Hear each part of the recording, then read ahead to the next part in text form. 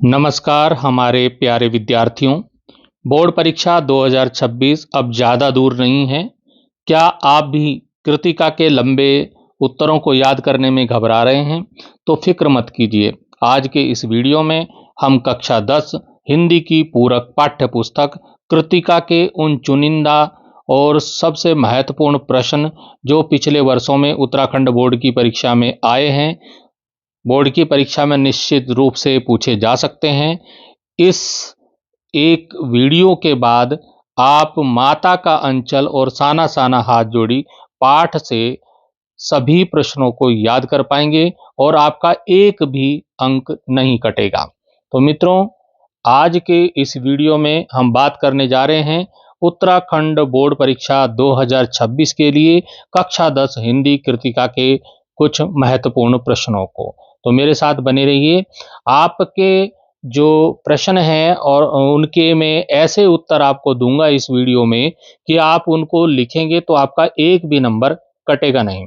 तो आप के आपकी इस पुस्तक से जो आपके कोर्स में पाठ्यक्रम में वैसे दो पाठ हैं। एक तो है माता का अंचल और दूसरा है साना साना हाथ जोड़ी। जो माता का अंचल वो शिव पूजन सहाय जी ने लिखा है और साना साना हाथ जोड़ी मधु कांकरिया जी ने लिखा है। दो ही पाठ आपको याद करने हैं। पुस्तक में 3 पाठ दिए गए हैं, लेकिन आपके उत्तराखंड बोर्ड में 2 ही पाठ से प्रश्न पूछे जाते हैं, 2 ही आपको याद करने हैं। तो हमारा जो पहला पाठ है वो है माता का अंचल शिव पूजन सहाय। इसमें पहला प्रश्न बहुत महत्वपूर्ण है। आपके विचार से भोलानाथ अपने साथियों को देखकर सिसकना क्यों भूल जाता है? तो इसका उत्तर आप इस तरह से लिखेंगे कि छोटे बच्चों में अक्सर ऐसा देखा जाता है, जब उनका कोई प्रिय खिलौना मिल जाता है तो वे तुरंत ही पिछला सब कुछ भूलकर अपने खेल में खो जाते हैं। अपने साथियों को देखकर भोलानाथ को जी भर खेलने का मौका मिल जाता था, इसलिए उन्हें देखकर भोलानाथ सिसकना भूल जाता था।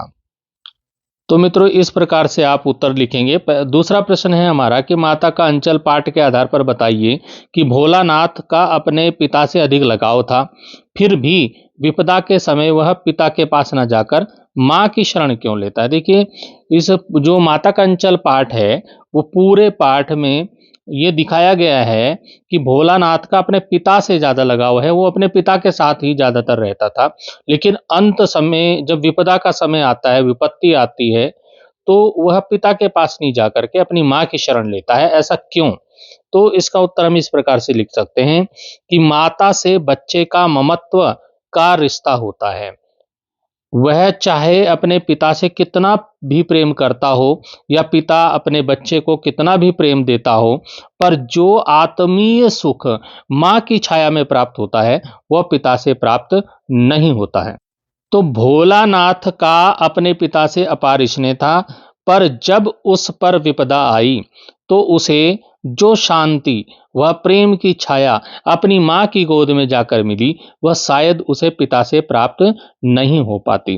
माँ के आंचल में बच्चा स्वयं को सुरक्षित महसूस करता है। लेखक ने इसलिए पिता पुत्र के प्रेम को दर्शाते हुए इस पाठ में पिता पुत्र के प्रेम को दर्शाते हुए भी इस कहानी का नाम रखा माँ का अंचल, माँ का आंचल या माता का अंचल। अगला प्रश्न हमारा है तीसरा प्रश्न, बच्चे माता पिता के प्रति अपने प्रेम को कैसे अभिव्यक्त करते हैं? तो माता पिता के प्रति अपने प्रेम को कैसे दिखाते हैं बच्चे? तो बच्चे माता पिता के प्रति अपने प्रेम की अभिव्यक्ति कई तरह से करते हैं। नंबर 1, माता पिता के साथ विभिन्न प्रकार की बातें करके अपना प्यार व्यक्त करते हैं। दूसरा नंबर हो जाएगा कि माता पिता को कहानी सुनाने या कहीं घुमाने ले जाने के या अपने साथ खेलने को कहकर प्रेम व्यक्त करते हैं, या वे अपने माता पिता से रो धोकर या जिद करके कुछ मांगते हैं और मिल जाने पर उनको विभिन्न तरह से प्यार करते हैं। तो ये वाला ज़्यादा होता है, ठीक है ना। फिर है माता पिता के साथ नाना प्रकार के खेल खेलकर, माता पिता की गोद में बैठकर या पीठ पर सवार होकर, ये भी करते हैं लोग। तो माता पिता के साथ रहकर उनसे अपना प्यार व्यक्त करते हैं। ये जो प्रश्न है, प्रश्न संख्या 4, सांप को देखकर भोलानाथ की क्या दशा हुई, ये पुस्तक में नहीं दिया हुआ है, किताब में नहीं है, लेकिन पिछले वर्षों में मैंने ये देखा है, ये प्रश्न कई बार पूछा गया है कि सांप को देखकर भोलानाथ की क्या दशा हुई, और जबकि ये पुस्तक में प्रश्न है ही नहीं। तो ये भी आप देख लेंगे कि सांप को देखकर भोलानाथ की दशा बेहद खराब हो गई। जैसे ही भोलानाथ ने सांप को निकलते देखा, तो वह रोते चिल्लाते हुए बेतहाशा भाग निकला। कभी वह औंधे गिरा, कभी मुंह गिरता, तो कभी आटा चिट गिर जाता। तो साथ के सब बच्चे भी भाग खड़े हुए, सारे भाग गए। तो भोलानाथ गिरता पड़ता लहूलुहान जब घर पहुंचा, तो माँ बरामदे में चावल साफ कर रही थी। वो पाठ में लिखा है ना, चावल अमनिया कर रही थी, मतलब चावल साफ कर रही थी। वह सीधे माँ के आंचल में जा छिपा और सुबक सुबक कर रोने लगा। एक प्रश्न और इस पाठ से हम देख लेते हैं कि माता का आंचल पाठ में 30 के दशक, 30 का दशक मतलब 1930 के आसपास, ठीक है ना, 30 के दशक की ग्रामीण संस्कृति का चित्रण किया गया। मतलब इस पाठ में जो है 1930 के लगभग का पाठ ये है। तो आज की ग्रामीण संस्कृति में आपको किस तरह के परिवर्तन दिखाई देते हैं।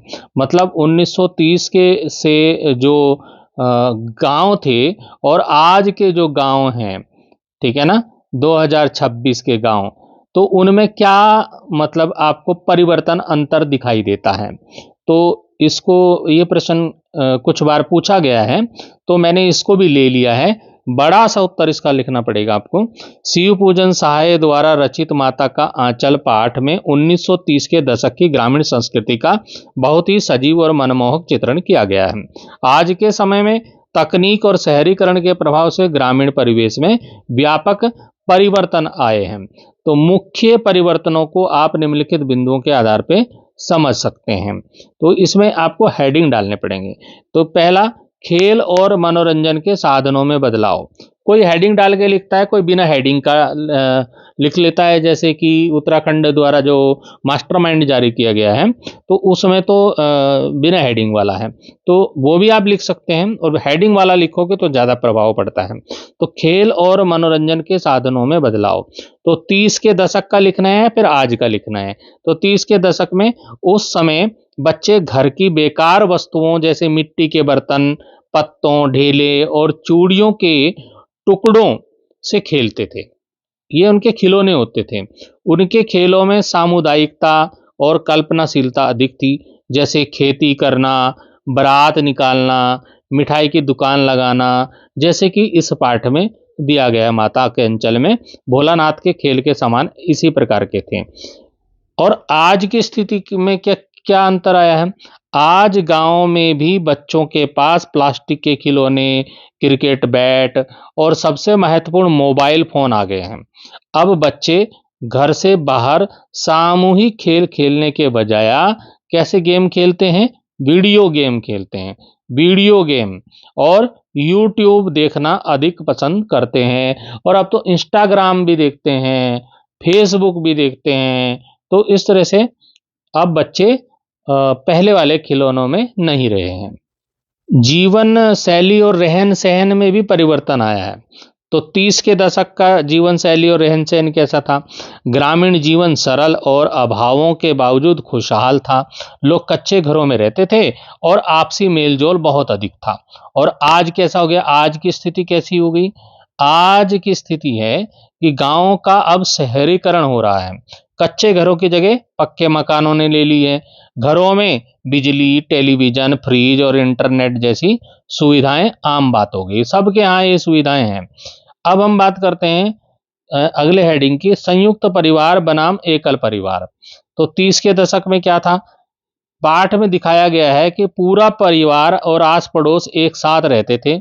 बच्चे बच्चे का लगाव पिता माता दोनों से समान रूप से था और दादा दादी का साया हमेशा साथ रहता था।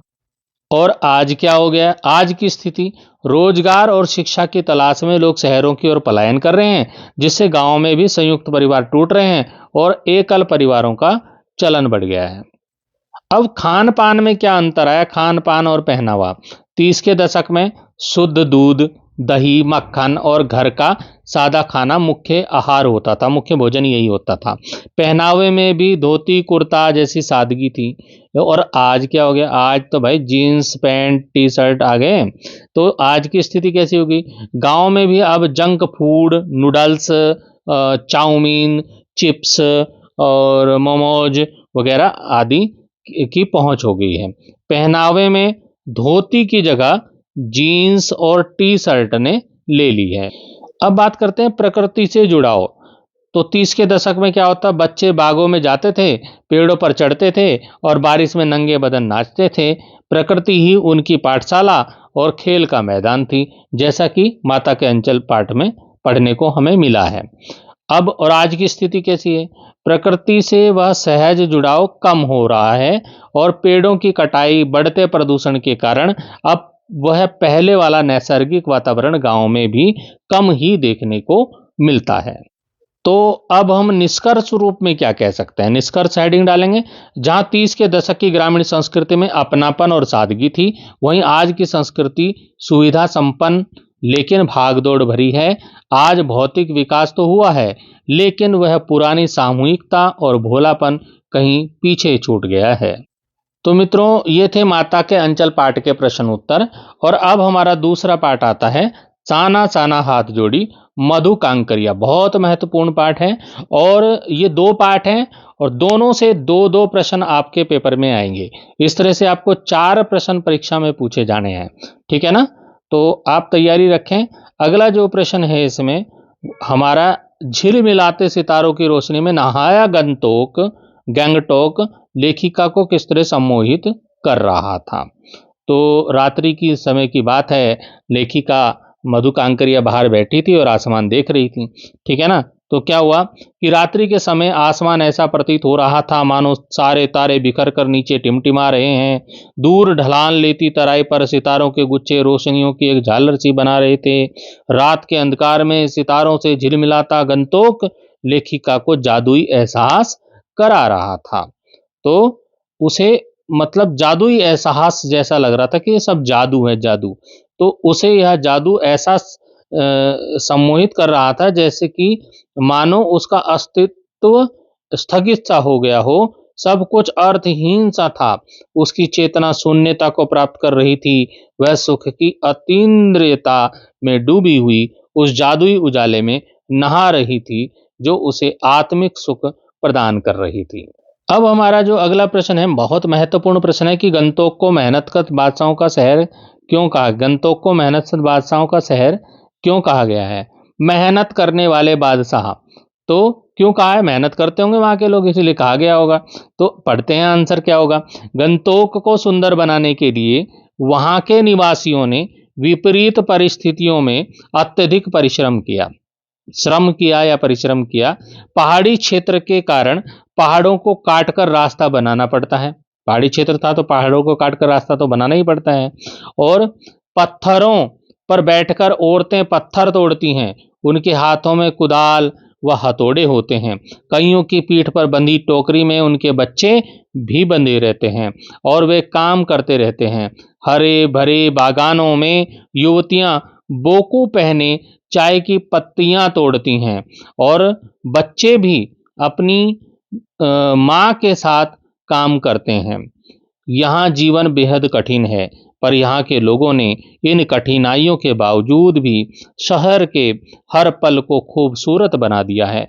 इसलिए लेखिका ने इसे मेहनतकश बादशाहों का शहर कहा है। एक और महत्वपूर्ण प्रश्न कि कभी श्वेत तो कभी रंगीन पताकाओं का फहराना किन अलग अलग अवसरों की ओर संकेत करता है? तो ये कभी सफेद रंग के झंडे, कभी रंगीन रंग के झंडे फहरा दिए जाते हैं। ये किन किन अवसरों पे होता है ऐसा? तो ये बहुत महत्वपूर्ण प्रश्न है।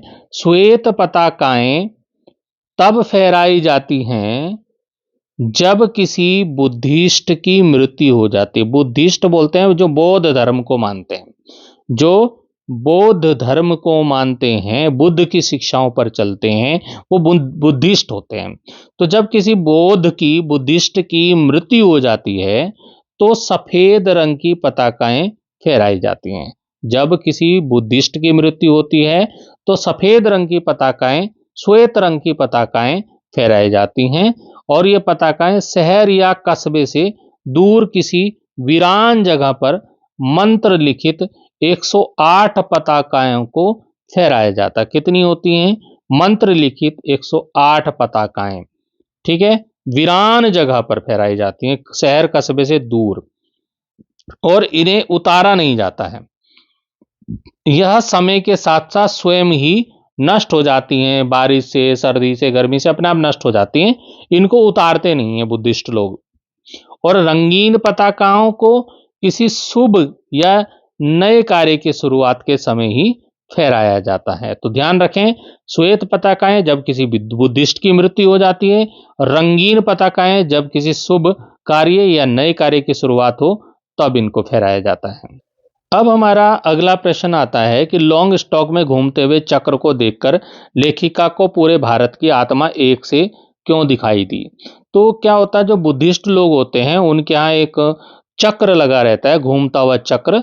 उस चक्र को कहते हैं, इस चक्र को घुमाते हैं तो सारे पाप नष्ट हो जाते हैं, ऐसे बोलते हैं। तो सारे बुद्धिस्ट लोग जाकर के उसको चक्र को घुमाते हैं। तो देहरादून में भी एक बौद्ध टेम्पल है, बौद्ध मंदिर है, बुद्धा टेम्पल बोलते हैं उसको, और वहां पर भी इस तरह के चक्र लगे हुए हैं जिनको घुमाते हैं। कहते हैं इससे क्या होता है, पाप खत्म हो जाते हैं। तो ये तो हमारे यहाँ भी हिंदू धर्म में भी होता है ना कि गंगा में नहाते हैं तो पाप नष्ट हो जाते हैं, तो इस तरह की बातें होती हैं।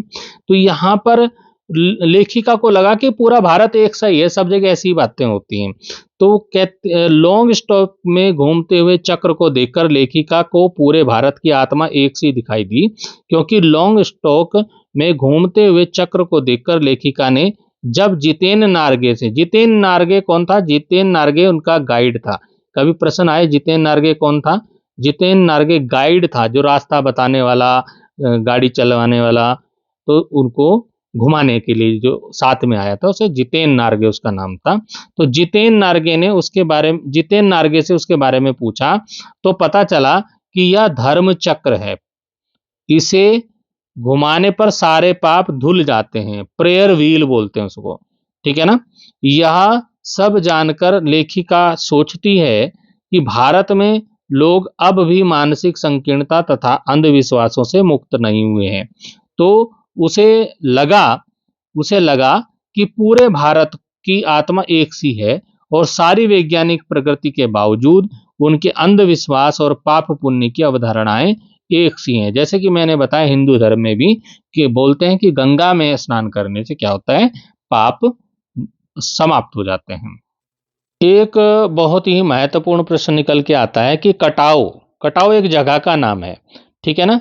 कटाओ पर किसी भी दुकान का ना होना उसके लिए वरदान है। इस कथन के पक्ष में अपनी राय व्यक्त कीजिए। तो अपने विचार लिखने हैं।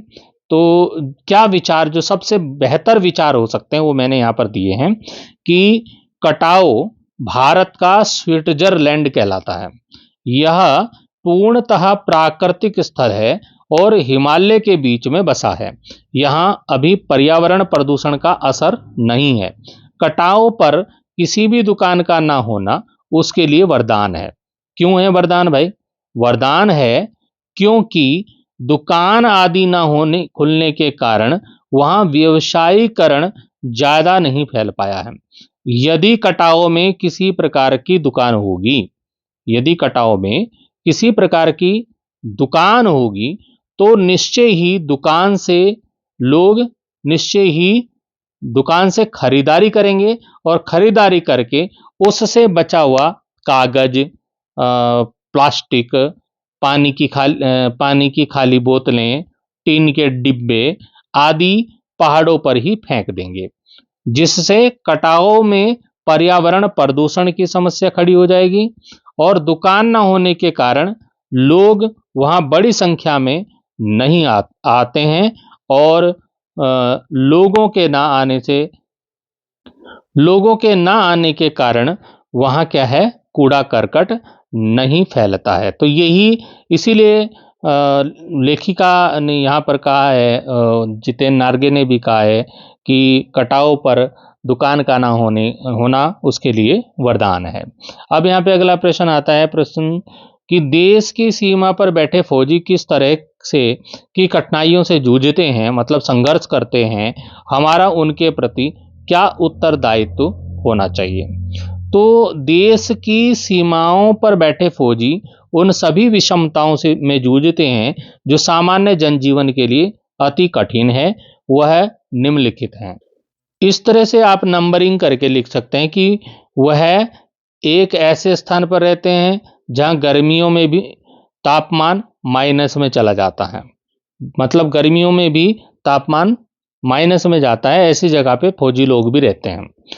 ठीक है, जहां पेट्रोल को छोड़कर सब कुछ जम जाता है, वहां भी फौज के जवान दिन रात तैनात रहते हैं। ठीक है, इसी प्रकार वे शरीर को तपा देने वाले गर्मियों में भी रेगिस्तान में रहते हुए हाँफ हाँफ कर अनेक विषमताओं से जूझते हुए कठिनाइयों का सामना करते हैं। इसी प्रकार से वे दिन रात धूप छांव की परवाह किए बिना प्रकृति के प्रकोप को सहन करते हैं। और ऐसे अलग अलग पॉइंट करके लिखेंगे, वह हम सब के लिए अपने घर परिवार व बच्चों को छोड़ अपनी जान तक कुर्बान कर देते हैं। कई फौजी लोग, हमारे जवान लोग मारे जाते हैं। वह त्योहारों की खुशी से बढ़कर अपने जंग जीतने की खुशी को सेलिब्रेट करते हैं।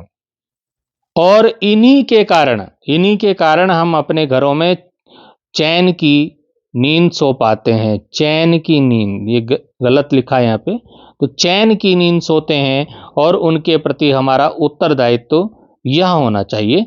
हमारा क्या उत्तरदायित्व होना चाहिए, इनको भी पॉइंट के माध्यम से लिख सकते हैं कि हम उनका आदर सम्मान करें, उनके और उनके परिवार वालों के प्रति सम्माननीय भाव तथा आत्मसम्मान बनाए रखें, उनके प्रति देश की प्रतिष्ठा और गौरव को अखंड रखने वाले महारथी के रूप में उन्हें सम्मानित करें और उन्हें अकेलेपन का एहसास ना होने दें, उन्हें निराशा से बचाएं। सैनिकों के दूर रहते हुए उनके हर कार्य में सहयोगी बने, उनके परिवार वालों के कार्य में सहयोगी बने। आपात स्थिति में उन्हें कभी हमारी सेवाओं की आवश्यकता हो तो हमें अवश्य ही उनकी सेवा के लिए तत्पर रहना चाहिए। ये प्रश्न पिछली बार भी आया था, आपके सामने प्रश्न है कि साना साना हाथ जोड़ी कहानी के आधार पर बताइए कि प्रकृति ने जल संचय की व्यवस्था किस प्रकार से की है।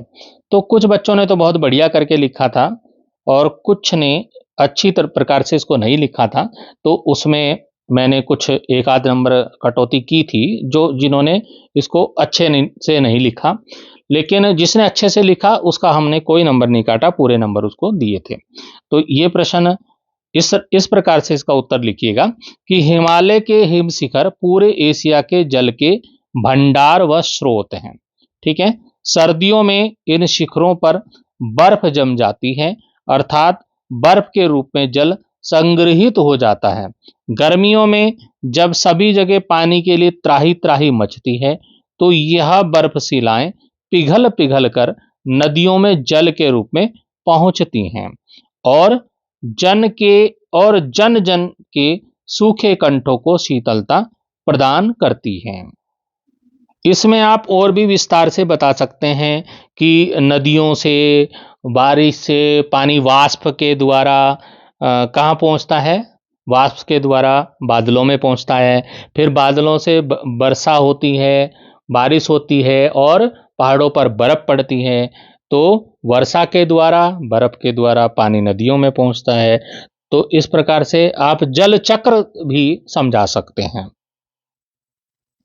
एक ये प्रश्न जो आपके सामने है, ये बुक में नहीं है, लेकिन एक दो बार बोर्ड में पूछा गया है, तो मैंने इसको लिया है समझाने के लिए कि चिप्स बेचती सिक्किमी युवती ने लेखिका से कहा, सिक्किमी नहीं, मैं इंडियन हूं। यह उत्तर हमें आज की परिस्थिति में क्या संदेश देता है? तो देखिए, चिप्स बेचती सिक्किमी युवती ने लेखिका से कहा कि सिक्किमी नहीं, मैं इंडियन हूं। यह उत्तर हमें आज की परिस्थिति में संदेश देता है कि हम किसी क्षेत्र या प्रांत के निवासी बाद में हैं, पहले भारतीय हैं, पहले हम इंडियंस हैं, क्योंकि हमारा देश ही हमारी अस्मिता, हमारा सम्मान, हमारी पहचान है। देश से अलग होकर हमारा कोई अस्तित्व नहीं है। अंतिम प्रश्न और देख लेते हैं कि जितेन नार्गे की गाइड की भूमिका के बारे में विचार करते हुए लिखिए कि एक कुशल गाइड में क्या-क्या गुण होने चाहिए। तो जितेन नार्गे की गाइड की भूमिका से पता चलता है कि एक कुशल गाइड में निम्नलिखित गुण होने चाहिए। नंबर 1, कुशल गाइड कैसा होना चाहिए? वह मृदुभाषी होना चाहिए, मधुर बोलने वाला होना चाहिए, गुस्से वाला नहीं चलेगा उसमें, है ना? उसे संबंधित स्थान की भौगोलिक स्थिति, प्रकृति और जनजीवन की पूरी जानकारी होती है। तो जो भी गाइड होगा, क्योंकि उसको घुमाना है लोगों को, तो उसको वहाँ की जानकारी पूरी होनी चाहिए। ठीक है? नंबर 3, उसे क्षेत्र के सभी स्थानों व मार्गों का ज्ञान होना चाहिए। ठीक है ना? और फिर गाइड को पर्यटक की प्रत्येक सुविधा का ध्यान भी रखना होता है। गाइड को दृढ़ संकल्पी भी होना आवश्यक है। तो प्यारे बच्चों, आप इस बात को जरूर समझें कि रटने के बजाय पाठ की कहानी के मुख्य उद्देश्यों को समझें। जैसे माता का अंचल केवल बचपन की कहानी नहीं, बल्कि माँ के ममतामयी संरक्षण की कहानी है। और लंबे पैराग्राफ की जगह पॉइंट में उत्तर लिखें। जैसे ग्रामीण संस्कृति में आए बदलाव के बारे में मैंने बिंदु बिंदु बताए हैं। ठीक है? तो उत्तर आप बढ़िया से लिखने की कोशिश करनी है आपको। तो बच्चों, ये थे कृतिका के वे चुनिंदा प्रश्न जो आपकी परीक्षा की नैया पार लगाएंगे। याद रखिए, हिंदी केवल एक विषय नहीं है, यह अपनी भावनाओं को व्यक्त करने का एक माध्यम है। अगर आप इन उत्तरों को अपनी भाषा में, अपने शब्दों में लिखेंगे और जो है सही कीवर्ड का के साथ लिखेंगे, तो परीक्षक आपको पूरे अंक देने से खुद को रोक नहीं पाएंगे। तो आज हमने माता का अंचल और साना साना हाथ जोड़ी के प्रश्नों को समझा। आप इनमें से किसी भी प्रश्न को बिना उत्तर देखे अपनी कॉपी में लिखें और देखें आप कितना याद कर पा रहे हैं, कितना याद रख पा रहे हैं। अगर आपको यह वीडियो मददगार लगा हो तो आप इसे अपने दोस्तों के साथ भी जरूर शेयर करें जो बोर्ड की परीक्षा की तैयारी कर रहे हैं। और वीडियो को लाइक करना और चैनल को सब्सक्राइब करना ना भूलें, ताकि आने वाले वीडियो आपको समय पर मिल सकें। तो पढ़ते रहिए, मुस्कुराते रहिए और याद रखिए, आपकी मेहनत ही आपकी सफलता की कुंजी है। मिलते हैं अगले वीडियो में, तब तक के लिए धन्यवाद। जय हिंद।